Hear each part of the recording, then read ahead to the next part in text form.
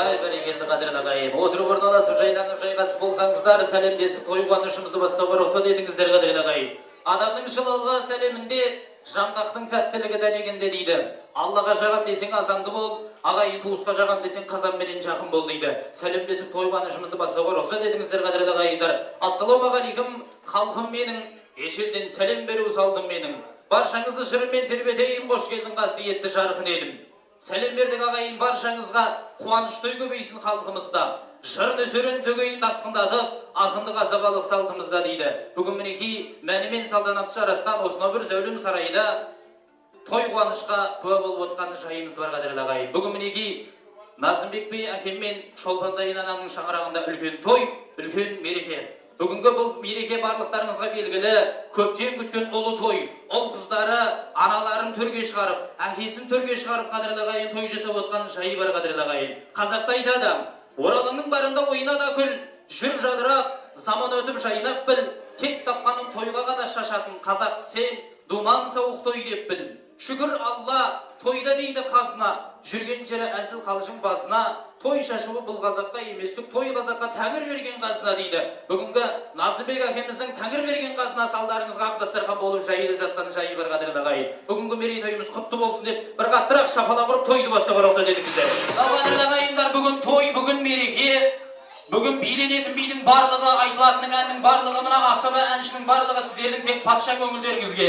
Менің сөзім сіздерге өтімді болып отса, мен әрине шабыттанам, шаттанам қадірлі ағайындар. Жалпы тойға келген жамағат көңілді болсын, қанағат барымыз сізге арналады. Бүгін міне жиналды қуаныш құрып салтанат. Алдарыңда дәм тамақ қалауынша қармап, асадасынан нанап, еттен ептеп салаттан алып отырыңыздар қадірлі ағайындар. Енді тойда әнді де айтамыз, биді де билейміз деп жатыр. Мен енді қазір жұмбақ жасырайын деп отырмын. Тапқан адамға әрине сый-сияпатымыз жоқ емес, Құдайға шүкір жеткілікті.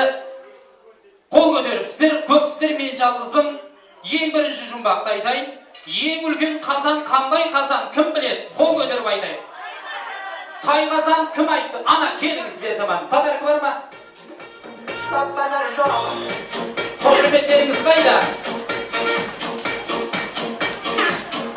Апа, атыңыз кім?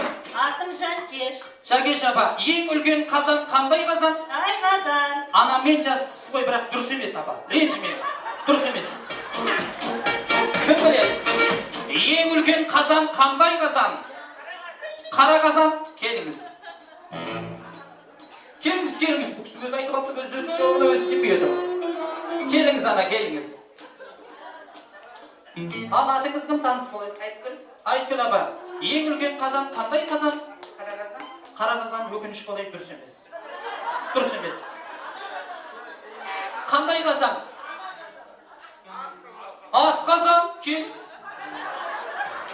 Қошемет қайда?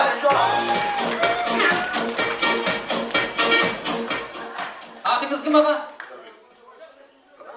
Қыдырбек аға. Ең үлкен қазан қандай қазан болды сонымен? Ас қазан. Пожалуйста.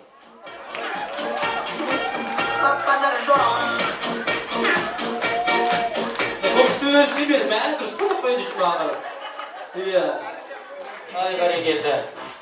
Алыпта анадан туады дейді, дара болсақ аналармен дарамыз, дана болсақ аналармен данамыз. Қанша есейіп кетсек тағы бұл біздер, біз әрдайым аналарға баламыз дейді. Балалық көңілмен мінекей сіздер төрге шығарып жатқан жайы бар. Мынау қазақта жақсы сөз бар. Өзіңнің балаң балың, балаңның баласы жаным дейді. Өзіңнің балаңның өскенше немереңді өлгенше бағасын дейді. Немеренің алғын сүйгіп жатсын, шөбереге жетсін деп жатыр ғой. Құдай қаласа, алғашқы немереңіздің мінезі салмақты ауыр болсын, оған 5 жыл менен 5 қыз бауыр болсын. Немерелер жиналып бір ауыл болсын, Астананың шетінде шөберелер жиналып бір қауым болсын. Сіз 100-ге жеткен кезде алақаныңыз пампырыс ауыстырудан жауыр болсын. Әмин, Құдай сол күнге жеткізсін.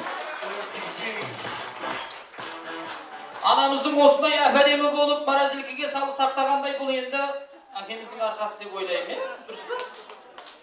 Шапалақ қайда онда? Ай, бәрекелді. Ешкімнің бағыммен де қызғанбаймын, әнімді 25-ке 100-ге арнаймын. Осындай ұлан асыр той жасап жатқан Назымбекте әкеме осы әнімді арнаймын.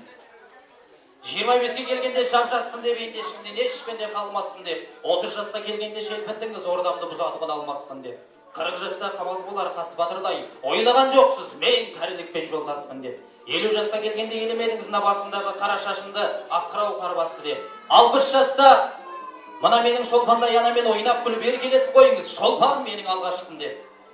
70 жаста жас қызға көзіңіз түссе, ойламаңыз кәрілікпен жолдаспын деп. 80-ге келген бір шал айтқан екен, ойпырмай, мен енді қызға бармаспын деп.